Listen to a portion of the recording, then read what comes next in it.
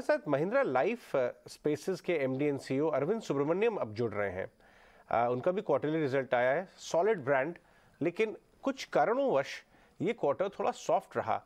अरविंद जी, मैं आपकी कमेंट्री देख रहा था आपके रिजल्ट्स के साथ। आपने कहा है कि इस बार जो प्रॉफिटेबिलिटी नंबर पे प्रेशर दिखा वो सीजनली खराब क्वार्टर की वजह से है, बट कुछ और शायद प्लेयर्स ये बात फील नहीं कर रहे हैं। आपके टारगेट ऑडियंस में क्या कमी दिख रही है डिमांड ऑफ टेक की? क्या रीजन रहा ये कि आपको लगा कि इस बार इस क्वार्टर में दबाव दिखा? नमस्कार आपको और आपके दर्शकों को। एक्चुअली आप क्वार्टर 2 को देखें और क्वार्टर 1 के साथ आप जोड़ेंगे तो first half of the year में हमने बहुत ही सॉलिड परफॉर्मेंस डिलीवर की है।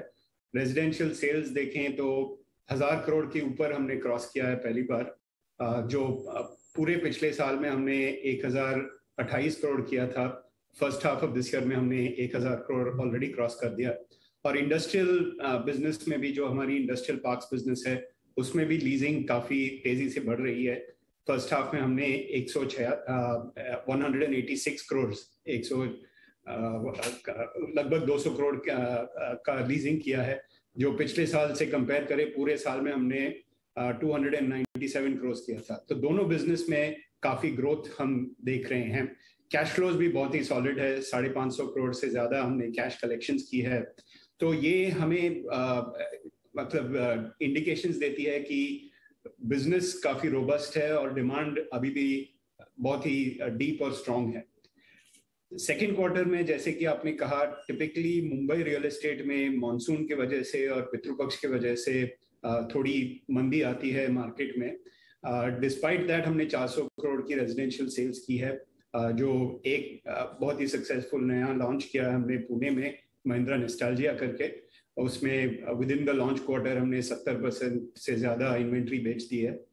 और second half of the year को देखेंगे तो आगे जाके 2 क्वार्टर्स 2-3 बहुत ही एक्साइटिंग लॉन्चेस आ रही हैं। तो मैं उम्मीद करता हूं कि ये साल हम पिछले साल से काफी ज्यादा ग्रो करेंगे।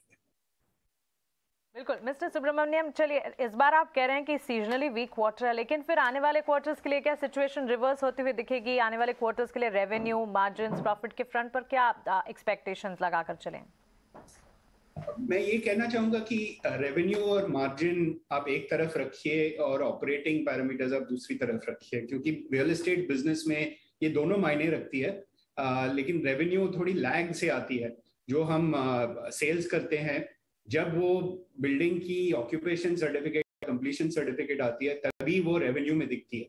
तो सेल्स नंबर्स आप लीड इंडिकेटर के रूप में आप देखिए, और जो रेवेन्यू प्रॉफिट जो पीएनएल में दिखती है वो एक लैग इंडिकेटर की तरह आप देखिए।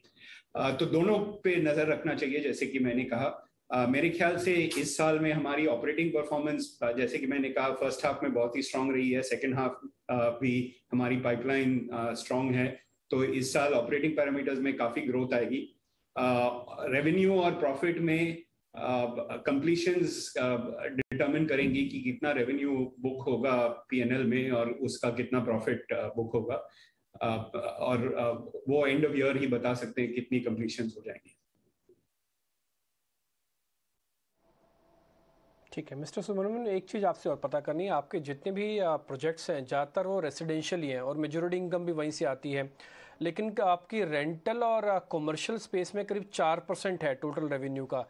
इस साइज़ को आप बड़ा करना चाहते हैं या फिर इसमें आप बिलीव ही नहीं करते, ट्रस्ट ही नहीं करते, नहीं रेसिडेंशियल बनाओ, उसी में फ़ायदा है, उसमें आपकी एक्सपर्टी भी है, या फिर आना चाहोगे कमर्शियल में सर? और ये बिलीव की सवाल नहीं है। हमारी कमर्शियल ऑफिस की जो पोर्टफोलियो है वो जैसे कि आपने कहा काफ़ी छोटी है, और मैं मानता हूं कि अभी वो स्पेस काफ़ी बड़े प्लेयर्स ने उस स्पेस को ऑक्यूपाई कर दिया है। बहुत ही लार्ज नेशनल प्लेयर्स हैं, और अभी उसमें एंट्री करने में हमें काफ़ी चैलेंजेस आएगी, क्योंकि हम लेट एंट्रेंट रहेंगे वो स्पेस में। जो रेजिडेंशियल बिजनेस में जहाँ पे हमने कुछ एक्सपर्टीज बनाई है, कुछ डेप्थ बनाई है, उसी को हम एक ग्रोथ इंजन मान के चल रहे हैं।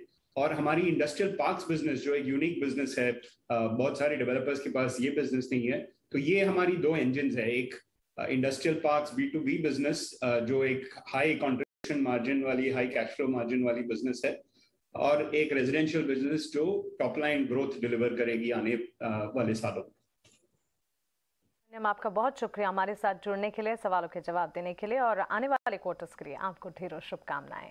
तो महिंद्रा लाइफ स्पेसेस के मैनेजमेंट हमारे नतीजों के बाद हमसे बातचीत करते हुए करीब 2.5% के डाउनटर्न इस वक्त हम देख रहे हैं 397 के लेवल्स पर स्टॉक ट्रेड करता हुआ। लेकिन आइए